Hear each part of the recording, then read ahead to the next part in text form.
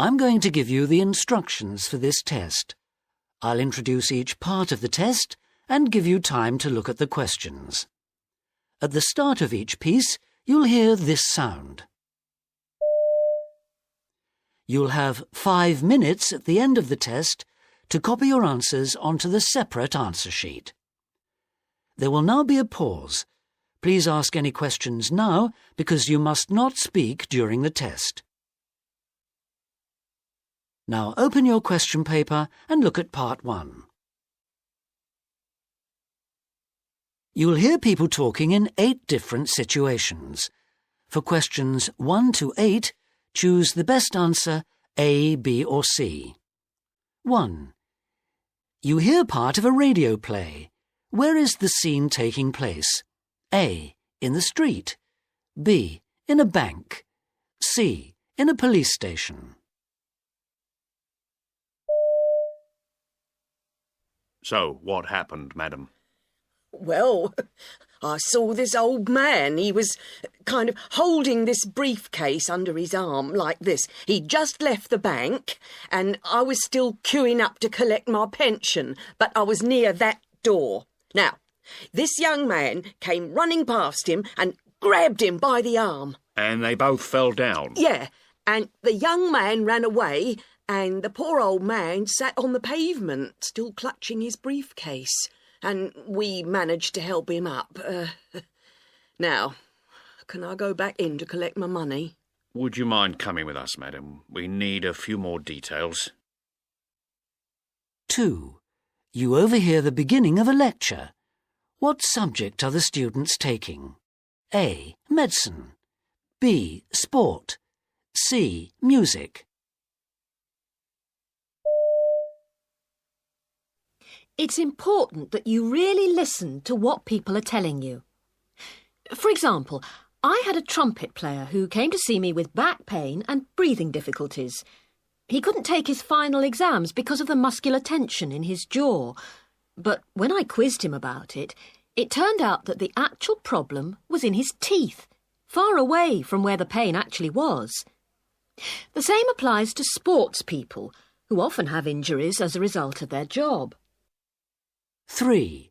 You overhear a conversation in a college. Who is the young man? A. A new student. B. A student in the middle of a course. C. A former student. It all looks so different. Where's the canteen? It's in the basement. You get there by going down the main staircase from the entrance hall. Right. I'll get there in the end. Everything seems to have moved around. Yes, there was a rebuilding programme last year, which wasn't much fun for those of us trying to study. The main building was altered a lot, and they're building a new sports centre. It should be open for the new students in September. Well, I'm envious. Everything looks a lot better. 4. You hear a woman on the radio talking about a cookbook. What does she regret? A. Not looking after it. B. Not having kept it. C. Not using it properly. I used to watch Granny cooking, and right from when I was 5 years old, I was allowed to season the soups, test the potatoes and so on. One year for my birthday, she bought me a cookbook. It was just like Granny talking. All the recipes were simple, economical and linked with little stories. Useful advice and amusing sketches. I treasured it, but gradually it fell to bits from overuse. My taste changed and finally I threw it out. Now, of course, I wish I'd hung on to it, despite its sad state, and despite the fact that all the advice would be out of date. 5. You hear someone talking about the day he met someone famous. How did he feel after meeting Chris Turner? A. Unimpressed with the footballer. B. Angry with his friend. C. Disappointed with himself. I went to a party with a friend, and she knows that I'm a big fan of Chris Turner, the footballer. I just think he's a genius, and anyway, he was going to be there. Now, I knew that I'd be really shy, which It's stupid because he's exactly the same age as me and, he's just a regular bloke, I'm sure. But when my friend introduced us and he shook my hand, my mouth just went, really dry and I didn't know what to say, honestly, which was awful. I felt so bad about it afterwards. My friend just couldn't understand it.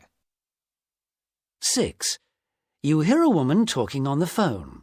Why has she called? A. To request a meeting. B. To offer assistance. C. To apologise for her absence. Hi. Can I just talk to you about our plans for the summer conference? I think I said that I was going to be away for the opening meeting and couldn't give you a hand, but it seems I got my diary muddled up and I will actually be around. So, what would you like me to do? 7. You overhear an extract from a radio play. What is the young woman's relationship with the man? A. She's a pupil of his. B. She's a relative of his. C. She's a patient of his. So, Sophie, tell me all about it. I'm sorry, but I've just been feeling terrible for the last week or so. And last night I just couldn't do my homework. I felt so bad. I was aching all over.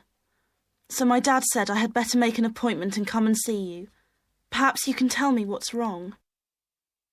8.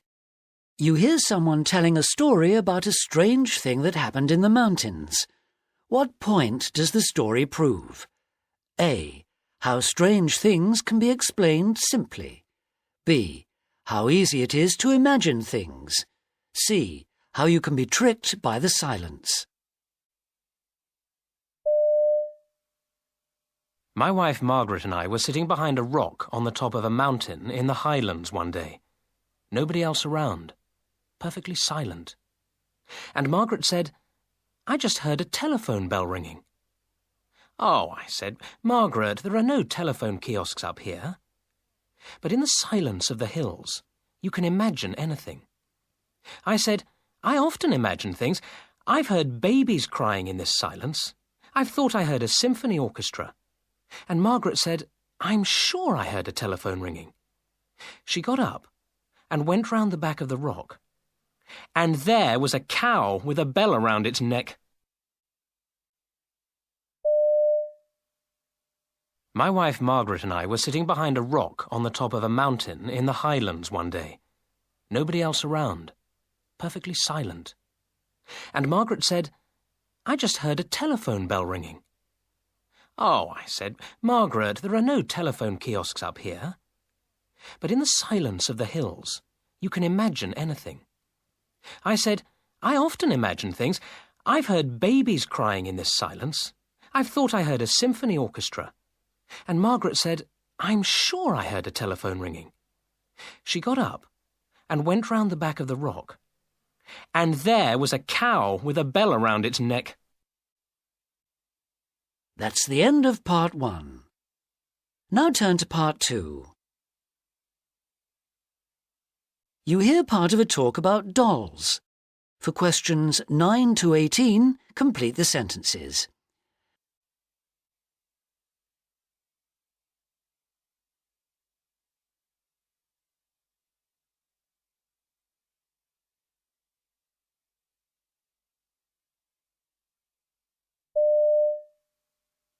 Dolls have always fascinated me, and that's why, 5 years ago, I was delighted to be offered the job of running a doll museum.